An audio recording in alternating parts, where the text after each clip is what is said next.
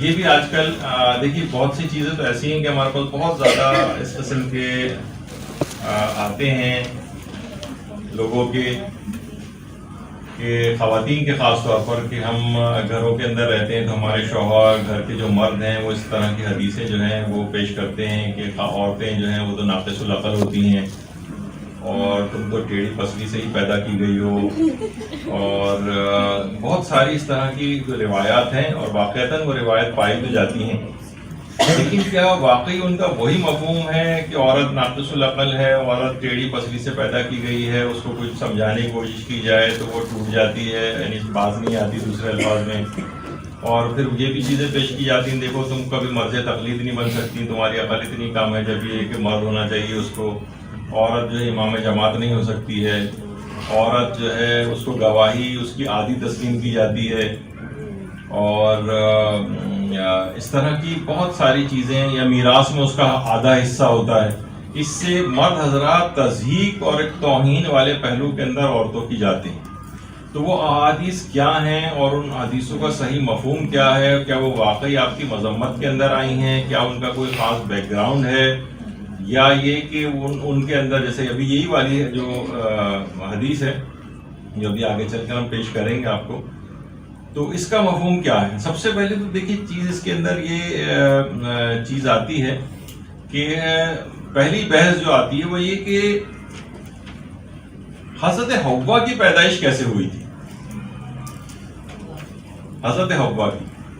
حضرت آدم کو تو مٹی سے پیدا کیا گیا تھا۔ تو ایک حدیث آج کل کافی اہل سنت کے ہاں بھی بہت شہرت رکھتی ہے اور ہماری کتابوں کے اندر بھی آئی ہے۔ اہل سنت کے ہاں تو حضرت ابو ہریرہ سے روایت ہے اور بخاری اور مسلم دونوں کے اندر ہے۔ دیکھیے میں بتا دوں، اکثر آپ نے اہل سنت کی جو احادیث وغیرہ ہوتی ہے اس میں متفق علیہ لکھا ہوتا ہے۔ متفق علیہ کے معنی کہ وہ حدیث بخاری اور مسلم دونوں میں موجود ہے۔ تو اس کے اندر بھی چلیں ہم براہ راست اردو اس ترجمے پہ چلے جاتے ہیں کہ اس کا مفہوم روایت کا یہ ہے کہ عورت کو مرد، پیغمبر فرماتے ہیں کہ عورت کو مرد کی پسلی سے پیدا کیا گیا ہے، پسلی کا سب سے ٹیڑھا حصہ اوپر والا ہوتا ہے، اگر تم اسے سیدھا کرو گے تو اسے توڑ دو گے اور اس کے حال پر باقی رہنے دو گے تو وہ ٹیڑھی ہی رہے گی، تو تم اس کے بارے میں بھلائی کی وصیت کو قبول کرو۔ یعنی عورتوں کے لحاظ سے پیغمبر نے گویا یہ بات بیان فرمائی کہ مرد کی پسلی سے اس کو پیدا کیا گیا ہے،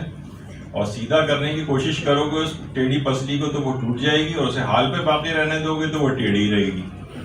تو بہرحال اس کے بارے میں اچھی وصیت کو قبول کرو۔ اچھا، اب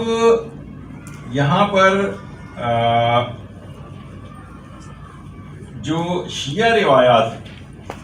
ان میں دو طرح کی روایت، ایک تو یہ کہ حضرت حوا کو حضرت آدم کی بائیں پسلی سے پیدا کیا گیا، یہ روایت ہے، ایک تو روایت اس انداز کی بائیں پسلی سے، اور دوسری روایات جو ہیں کہ حضرت آدم کی بچی ہوئی مٹی سے حضرت حوا کو پیدا کیا گیا۔ یعنی پیدائش کس طرح سے شروع ہوئی، یعنی دوسرے الفاظ میں حضرت حوا کی خلقت کیسے ہوئی، اس سے یہ دو طرح کی الگ الگ اس انداز کی روایتیں۔ اچھا، اب یعنی جب حضرت آدم بن گئے مکمل طور پر تو ان کی پسلی سے حضرت حوا کو پیدا کیا گیا، ایک روایت یہ ہے، اور دوسری روایت یہ کہ اس وقت جس وقت حضرت آدم ابھی پورے طور پر پیدا نہیں ہوئے تھے، ان کا صرف پتلا تیار ہوا تھا، تو جس مٹی سے ان کو خلق کیا گیا تھا ان کی جو بچی ہوئی مٹی تھی اس سے عورت کی خلقت ہوئی۔ یہ روایتیں۔ اچھا، اہل سنت جو ہے ہمارے حضرات ہیں، کیونکہ یہ دو روایات اصل میں دونوں کے اندر آئی ہیں، اس لحاظ سے ہمیں ان کو بھی ساتھ لے کے چلنا پڑا، تو وہ پسلی سے پیدائش کی روایت کے قائل کہ حضرت آدم کی پسلی سے حضرت حوا کو پیدا کیا گیا، اور ان کے ہاں بھی بائیں پسلی کی روایتیں۔ البتہ جو ان کے محقق علماء اور رجال وغیرہ کے جو ماہر علماء گزرے، جیسے کہ شیخ ناصر الدین البانی جو علم رجال کے لحاظ سے کافی ان کے ہاں شہرت رکھتے ہیں، انہوں نے ان کی باقاعدہ کتاب ہے سلسلے میں الاحادیث الضعیفۃ والموضوعہ، یعنی موضوع ان جھوٹی اور ضعیف احادیث کا جو سلسلہ ہے اس موضوع پر ان کی کتاب، اس کے اندر انہوں نے یہ تمام روایات کو ضعیف قرار دیا، جس میں عورت کی پسلی سے مرد کی پیدائش یا حضرت حوا کی پیدائش کو بیان کیا گیا۔ وہ کہہ رہے ہیں ساری احادیث ضعیف۔ ایک تو یہ بات ہو گئی۔ اچھا، ہم جب دیکھتے ہیں دیگر ادیان میں تو اس میں تورات جو ہے اس کے اندر،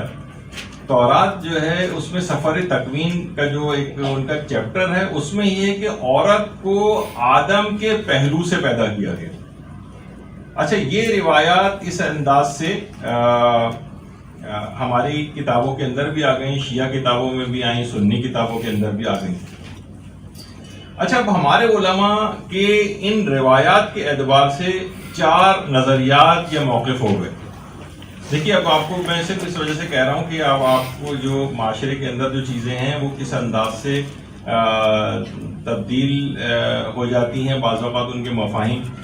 تو پہلا موقف ہمارا ان روایت کے سلسلے میں یہ ہے، یعنی 4 موقف آپ کے سامنے آئے ہمارے 4 علماء کے نظریات۔ پہلا موقف یہ کہ روایات صحیح ہیں اور قابل قبول،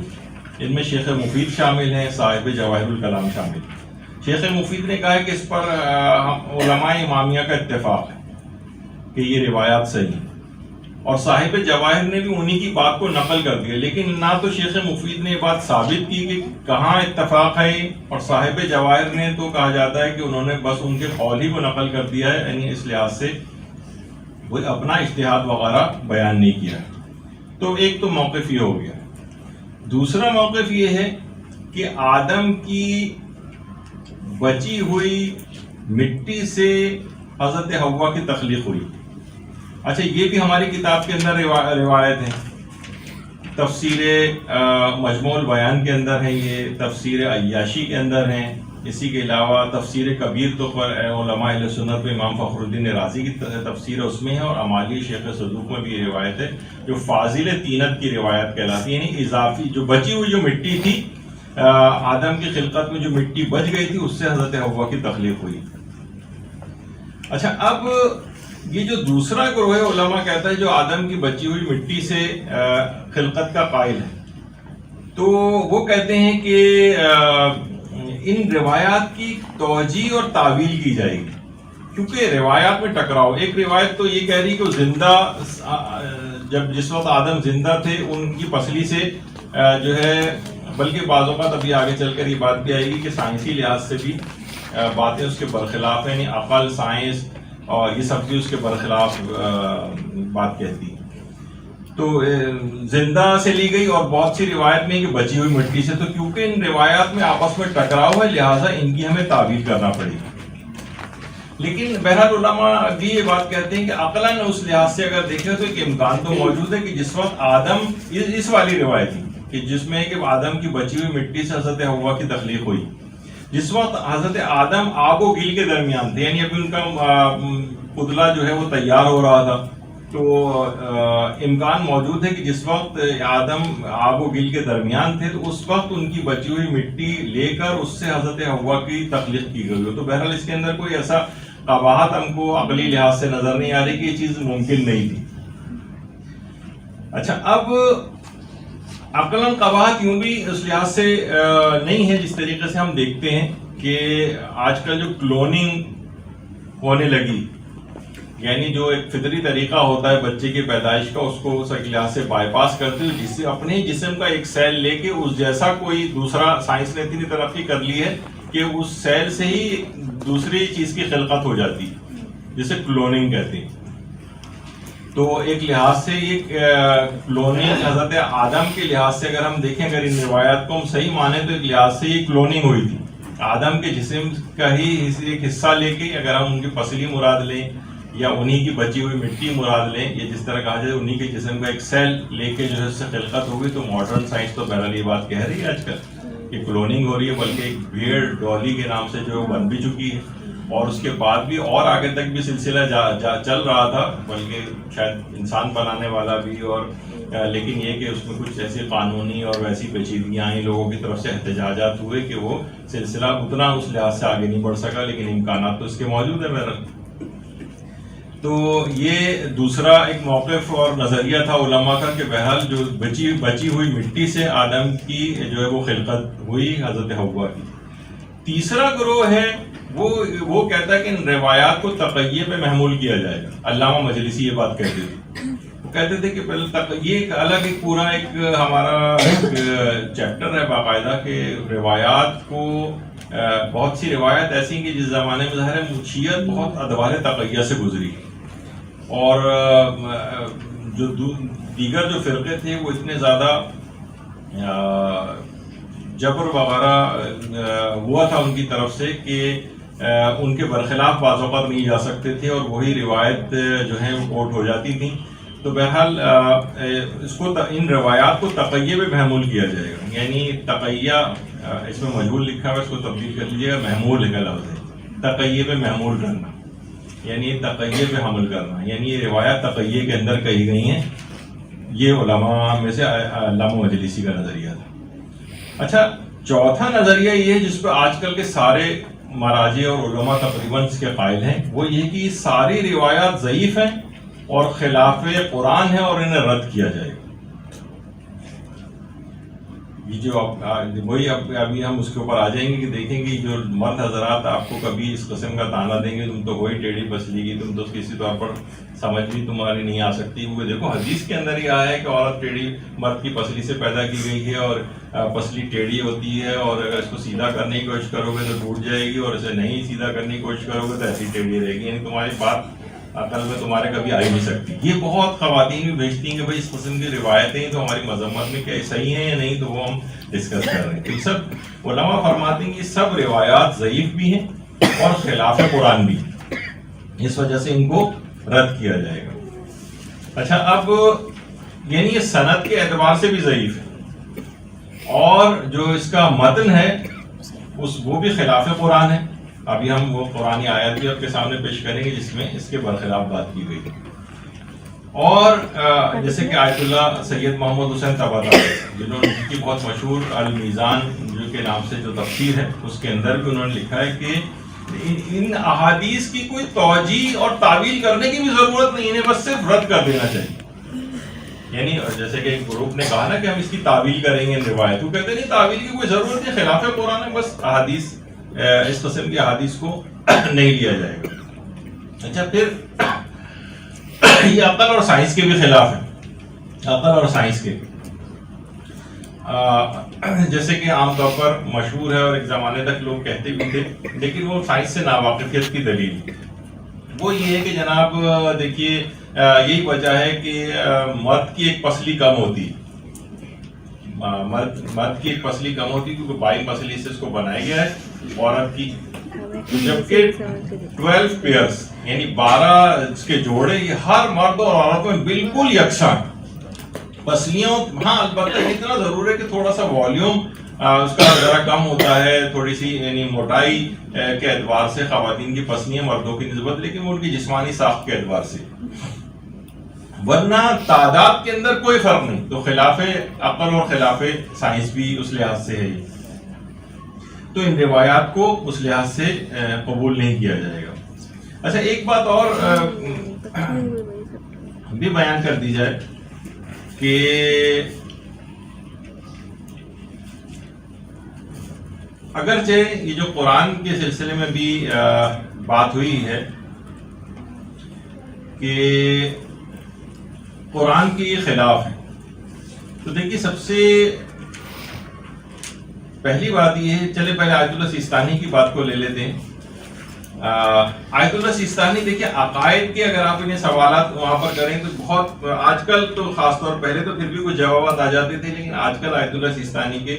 عقائد کے سلسلے میں جواب نہیں دیتے, بس فقہی احکام کے عام طور پر جواب وہاں سے آتے ہیں. اور اگر آپ ان سے عقائد کا, تاریخ کا, کسی اور موضوع پہ غیر فقہی سوال کریں تو وہ کہتے ہیں کہ اس سلسلے میں آپ مرکز الابحاث العقائدیہ جو ہے وہاں سے رجوع کریں. یعنی آیت اللہ سیستانی کا تائید عقائد.com کے نام سے جو ویب سائٹ ہے, اگرچہ وہاں عربک میں سوالات بھیجے جاتے ہیں, جوابات بھی اسی سے آتے ہیں, کسی اور لینگویج میں اتنا وہ لوگ ڈیل نہیں کرتے ہیں. اور یہ جو ویب سائٹ ہے باقاعدہ یہ آیت اللہ سید علی حسینی میلانی اس کو اس کے مین سربراہ ہیں جو اس کو رن کرتے ہیں، اور بہت بڑے بڑے علماء اور اسکالرز جو ہیں اس کے اندر عقائد کے سوالوں کے جوابات دیتے ہیں. آپ بھی لکھ کے پوچھیں، اور ان کا بہت بڑا پورٹل اس کے اور موجود ہے سوال و جواب کے لحاظ سے، لیکن یہ کہ وہ عربک میں. تو وہاں سے بھی جتنے بھی اس متعلق سوال کیے گئے وہاں سے یہی جواب آیا کہ یہ تمام روایات جو ہیں ناقابل قبول ہیں، اور جو ہے یہ بلکہ ایک چیز اور بھی وہاں پر آیت اللہ سیستانی کا تائید یافتہ ادارہ ہے مرکز الابحاث العقائدیہ، جو وہاں سے یہ کہ ناقابل قبول بھی ہیں روایات، بلکہ یہ اسرائیلیات سے ماخوذ ہے. دیکھیے مسلمان جس وقت بہت سارے اہل کتاب یہودی اور عیسائی بھی مسلمان ہوئے، اور جب وہ مسلمان ہوئے تو وہ انہوں نے بہت ساری چیزیں اپنے عقائد کے اعتبار سے پرانے انبیاء وغیرہ کی سن رکھی تھی. تو جب انہوں نے اسلام قبول کیا تو بہت ساری وہ چیزیں جو یہودی اور عیسائی مذہب کی تھیں وہ انہوں نے اسلام کے ساتھ مکس کر کے پیش کرنے لگے. اور کچھ تو اس کے اندر سازش کے تحت بھی مسلمان ہوئے تھے، جس کے اندر ایک بہت مشہور یہودی عالم تھا کعب الاحبار، اس کا نام کعب الاحبار کے نام سے. اہل سنت کے ہاں تو بہرحال اس کو رحمۃ اللہ علیہ وغیرہ لکھا جاتا ہے، لیکن ہمارے ہاں بلکہ ان کی بھی اکثر علماء نے اس کی یعنی ان کے تھرو جو اور دیگر اس قسم کے جو افراد تھے ان کے تھرو جو روایت آئی ہیں ان کو باقاعدہ ایک عنوان دیا جس کو کہا جاتا ہے اسرائیلیات، اور اچھا ایک پورشن. لیکن وہ بھی کہنا صحیح نہیں ہے کہ بہت بڑی تعداد کے اندر اسرائیلیات شامل ہو گئے، ایسا نہیں کہ ہماری کتابیں معاذ اسرائیلیات سے بھری ہوئی ہوں، لیکن یہ کہ کچھ ایک پورشن اس کا ہے، اور علماء نے تحقیق کر کے وہ الگ بھی کر دیا ہے کہ یہ اسرائیلیات سے ماخوذ ہے. کعب الاحبار اس کے اندر آگے ہے راوی کے طور پر. تو یہ وہاں سے آئی. ابھی آپ نے اس سے پہلے بھی سنا تھا کہ تورات کے اندر یہ والی روایت آئی کہ مرد کے پہلو سے پیدا کیا گیا، تو یہ وہاں سے اس کو نقل کیا اور آہستہ آہستہ مسلمانوں میں یہ روایات جو ہے وہ پھیل گئی. یہی وجہ ہے کہ اچھا اب ایک روایت ایسی بھی ہے کہ جو کہ اس کے بالکل برخلاف ہے. ہمارے چھٹے امام جعفر صادق علیہ السلام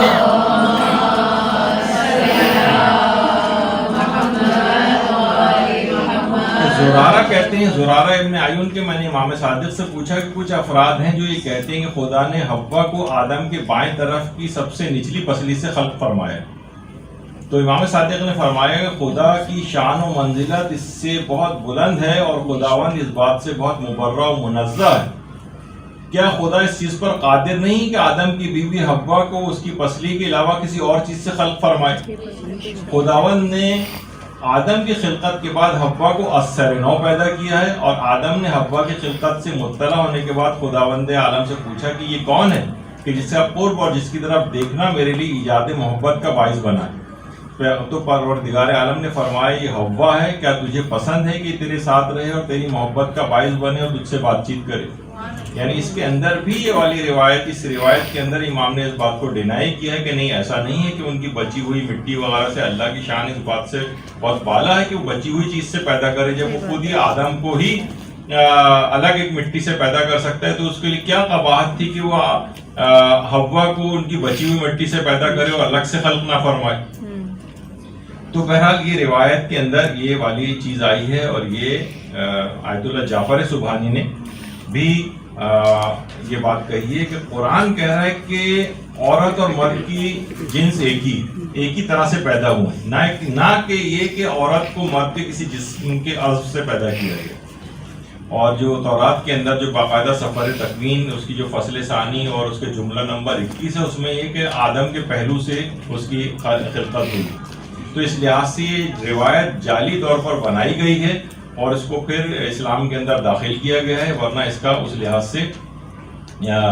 وجود نہیں ہے، اور ہمارے ائمہ نے بھی اس کو ڈینائی کیا. یہی وجہ ہے کہ ہمارے جب جیسے آپ نے جعفر سبحانی کا سنا، آیت اللہ سیستانی کا تائید یافتہ ادارے عقائد.com جس کا میں نے حوالہ دیا، اس کا آیت اللہ سعید الحکیم طباطبائی، انہوں نے بھی فرمایا کہ یہ سب احادیث ضعیف ہیں جس میں عورت کو مرد کی حضرت حوا کو حضرت آدم کی پسلی سے پیدا کرنے کے متعلق جو روایت آئی ہے اس کو کہا کہ یہ سب روایات ثابت نہیں اور یہ خلاف قرآن بھی. اور قرآن کی جو آیت ہے یا ایھا الذین آمنوا اتقوا ربکم الذی خلقکم من نفس واحدۃ، ہم نے یعنی ان دونوں کی خلقت کو کہا کہ ایک واحد نفس سے ہم نے ان دونوں کی خلقت ایک طرح سے ہوئی. یعنی یہ نہیں ہے کہ آدم کو الگ طریقے سے پیدا کیا ہو اور حضرت حوا کو الگ طریقے سے پیدا کیا ہو. نفس واحدہ ایک ہی طریقے سے ان کو پیدا کیا گیا. تو اس لحاظ سے یہ قرآن کے خلاف بھی. تو اچھا اب حضرت حوا بعض اوقات دیکھیے میں کبھی کبھار سوچتا ہوں کہ حضرت حوا ہم سب کی ظاہر ہے کہ الگ الگ سب کی ایک دنیاوی لحاظ سے والدہ ہے، لیکن ہم سب کی جو بالکل ایک کامن ماں ہے وہ حضرت حوا ہے. تو ان کے لیے بھی بعض اوقات دل میں اتنی محبت کا جذبہ جو ہے پیدا ہونا چاہیے ہمارے کہ ہماری والدہ اور ان کے لیے بھی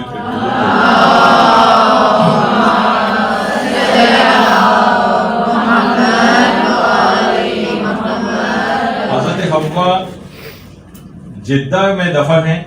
جس کو جدہ کہا جاتا ہے. جدہ اصل میں کہ ہم سب کی جدہ امجد جو ہیں وہ حضرت حوا ہیں. تو ایک روایت کے مطابق یہ جدہ میں مدفون ہیں. ان کے بعد ایک زمانے میں تو ان کی قبر کے اوپر ایک یہ مقبرہ ٹائپ کا روضہ بھی بنا ہوا تھا، اور لیکن اب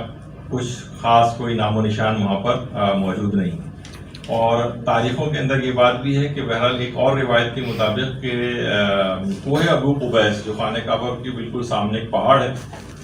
جس پر بادشاہ کا محل بھی آج کل بنا ہوا ہے، لیفٹ سائڈ پہ کوہ ابو قبیس کے اوپر ہی بنا ہوا ہے.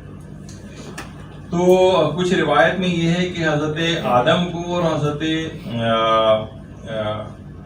حوا کے جسم اطہر کو ان کے انتقال کے بعد امانتاً کوہ ابو قبیس کے اندر دفن کیا گیا تھا. اور پھر طوفان نوح وغیرہ جب آیا تو طوفان نوح میں حضرت آدم اور حضرت حوا کے جسم کو یہاں سے نکال کر حضرت نوح نے اپنی کشتی میں رکھ لیا تھا، اور اس کے بعد ان کو نجف اشرف لے جا کر منتقل کیا. اور اب اس وقت آدم اور حضرت نوح علیہ السلام دونوں کی قبریں ذریعہ حضرت امیر المومنین کے اندر امیر المومنین کے ساتھ دفن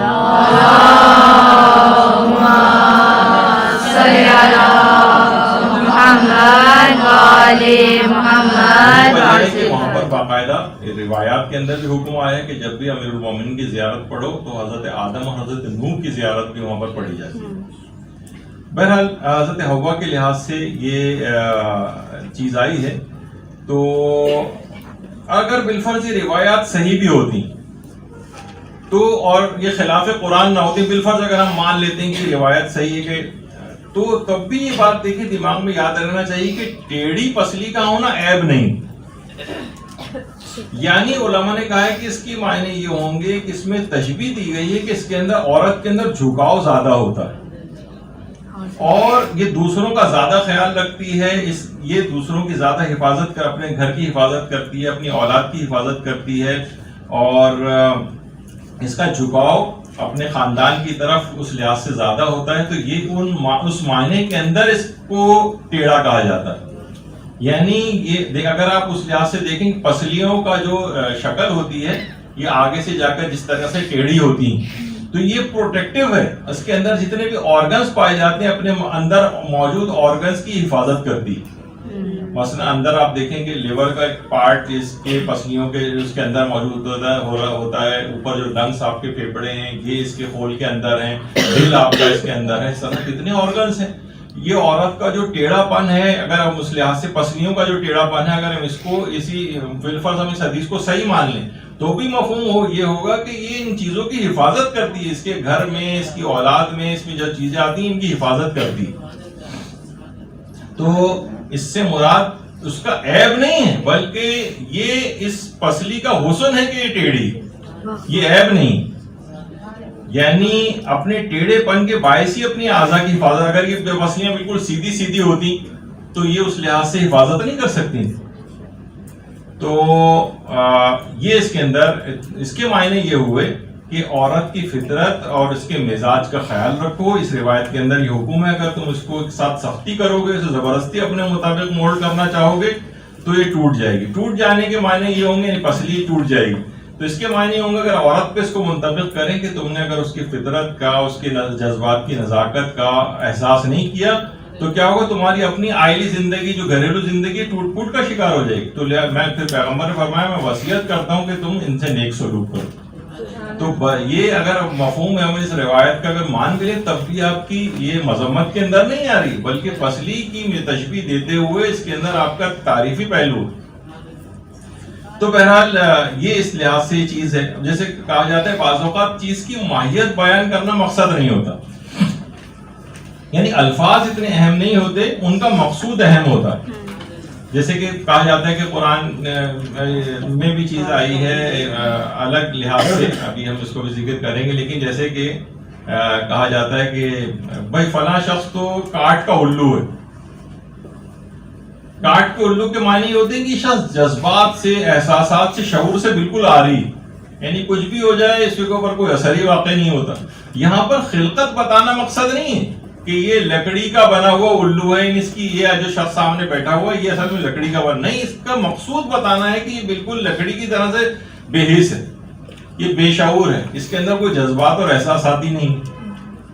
اسی طریقے سے مثلا جب ہم کہتے ہیں کہ فلاں شخص شیطان، تو یہ نہیں بتایا جا رہا کہ بھئی شیطان تو آگ سے بنا ہے تو یہ آدمی بھی آگ سے بنا ہے، نہیں. اس کا کام یعنی یہ جس طریقے سے شیطان بہکاتا ہے اس طرح سے یہ شخص بھی بہکاتا ہے. ان معنوں کے اندر یہ چیز آئی ہے.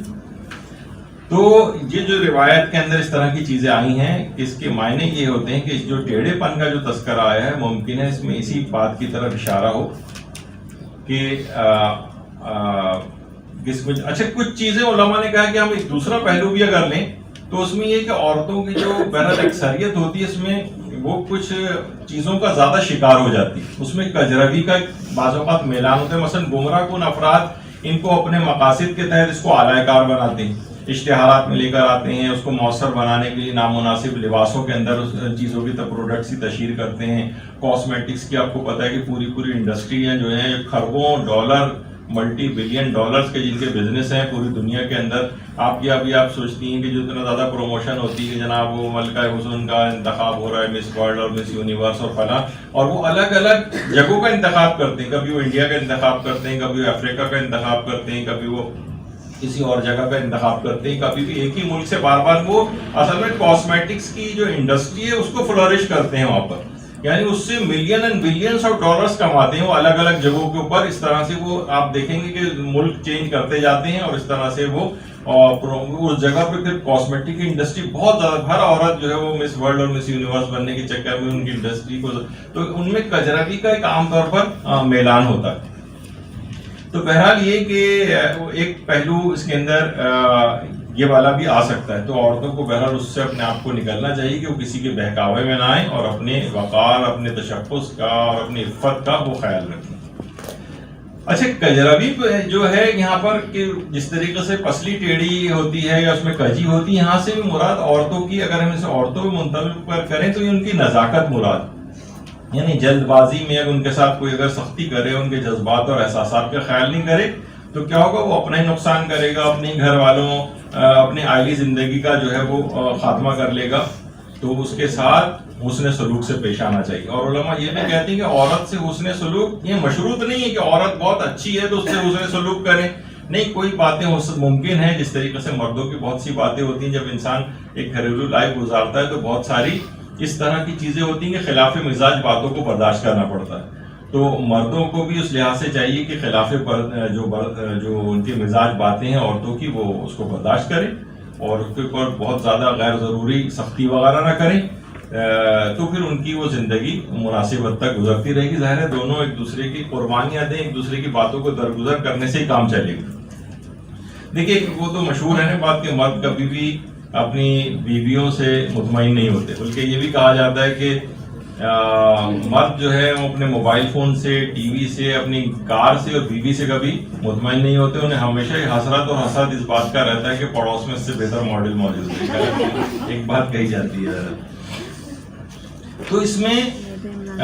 کہا جاتا ہے کہ بہت ہی بلیغ جو حدیث جب آگے چلتی ہے تو پیغمبر نے اس میں ایک جملہ بھی ارشاد فرمایا کہ ٹیڑھی چیز کا وہ حصہ جو سب سے زیادہ ٹیڑھا ہوتا ہے وہی اس کا سب سے اونچا حصہ ہوتا ہے. یہ بھی اس میں بات کہی. کہا اس میں بڑی فصاحت اور بلاغت ہے اگر ہم اس کو حدیث کو صحیح مان لیں، کیونکہ آپ دیکھیں گے بعض اوقات جو سب سے جیسے کمان ہے اس کا جو سب سے زیادہ ٹیڑھا حصہ آگے والا حصہ ہوتا ہے وہی سب سے اونچا ہوتا ہے. تو یعنی اس کے اندر فطرتاً جتنا اس میں جھکاؤ زیادہ ہوگا، یعنی جتنا ٹیڑھا پن زیادہ ہوگا، اتنا ہی اس میں وہ جوہر نسوانی کے طور پر وہ کامل سمجھی جائے گی. یعنی جو اس کی نزاکت ہے، جو اس کا ٹیڑھا پن ہے، یہ اس کی خوبی ہے. تو اچھا، یہاں پر جذبات کا اتار چڑھاؤ بھی مراد ہوتا ہے. آپ کو پتہ ہے کہ دیکھیے جذبات کا اتار چڑھاؤ، اس جذبات میں ہمیشہ اتار چڑھاؤ ٹیڑھا پن ہوتا ہے. عقل بالکل سیدھی سیدھی چلتی. عورت کو جس اعتبار سے گھریلو ذمہ داریاں دی گئی ہیں، اس کے اندر یہ ہے کہ اس میں وہ جذبات کا پہلو لازمی ہوتا ہے. مرد کی نسبت وہ زیادہ جذبات اپنے رکھتی ہے. اگر وہی جذبات اس کے اندر پروردگار عالم پیدا نہ کرتا تو اتنی صعوبتیں وہ اپنے بچوں کی پیدائش اور ان کی پرورش کے اندر نہ اٹھاتی. مردوں کا اگر آپ دیکھیں مثلا عورت کتنے طریقوں سے گھنٹوں بیٹھ کے بچوں کو کھانا کھلا رہی ہوتی ہے. یہ کام آپ بچے کے باپ کے سپرد کر دیں تو 5 منٹ بعد ہی وہ تھپڑ مار کے بھاگا دے گا اس کو وہاں سے. اس میں وہ ٹیمپرامنٹ، وہ برداشت اور وہ چیزیں نہیں ہوتی جو کہ ایک عورت کے اندر ہوتی. آپ نے دیکھا ہوگا مونٹیسوری جو ٹیچرز ہوتی ہیں عام طور پر وہ خواتین ساری ہوتی ہیں. مرد وہ اتنی پیشنس اس کے اندر ہوتی ہی نہیں. تو خلقت کے اعتبار سے بھی فرق ہے. اس کے عورت کے اندر ایسے جذبات وغیرہ رکھے گئے ہیں کہ ان جذبات کو بروئے کار لاتی ہے اور اس انداز سے وہ ان جذبات کو بروئے کار لا کر ہی پرورش کرتی ہے. یعنی جو جذبات کا جو اتار چڑھاؤ اور ٹیڑھا پن ہے، یہ اس کی شخصیت کا ایک حصہ ہے جس کی وجہ سے انہیں کہ نزاکت بھی موجود ہے. اس پہ اگر تم سختی کرو گے، اس کے جذبات و خیالات کا احساسات کا خیال نہیں کرو گے تو تم اس کو توڑ بیٹھو گے.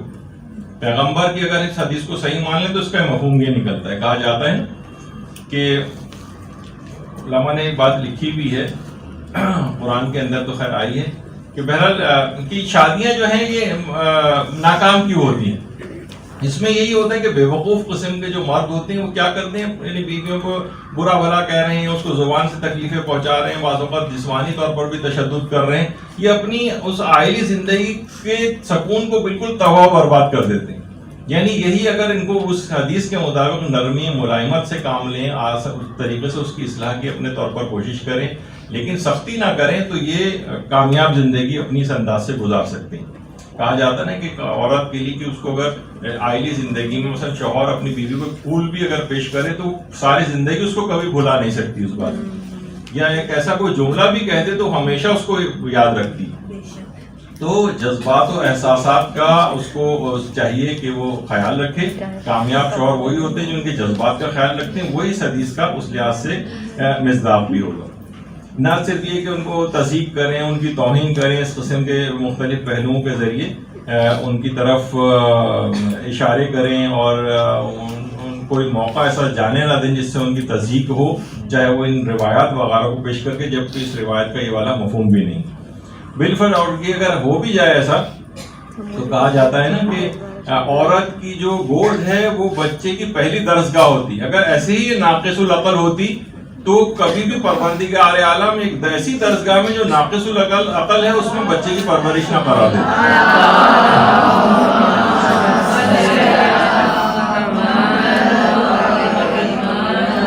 تو اس انداز کی تقریباً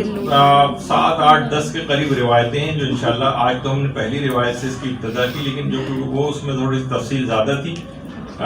تو وہ ان روایت کی طرف انشاءاللہ اگلی دفعہ ہم اس کو پیش کریں گے کہ جس میں عورتوں کو ناقص العقل کہا گیا ہے، ان کا صحیح مفہوم کیا ہے، اس کا صحیح بیک گراؤنڈ کیا ہے، ان روایات کا پس منظر کیا ہے، کس خاص تناظر کے اندر بات کہیں. اس میں بہت حیران کن باتیں بھی آپ کو لگیں گی، لیکن کہیں پر بھی انشاءاللہ آپ دیکھیں گے کہ جو باتیں معاشرے کے اندر مشہور ہیں احادیث کے حوالے سے، اس کے اندر وہ بات نہیں. تو آج ہم نے صرف 2 احادیث کا تذکرہ کیا. ایک تو وبائی امراض سے فرار اختیار کرنے کے متعلق جو اس طرح سے باتیں پھیلائی جا رہی ہیں ان کا صحیح مفہوم کیا ہے، اور عورت کو مرد کی پسلی سے یا حضرت حوا کی خلقت کے اعتبار سے جو روایت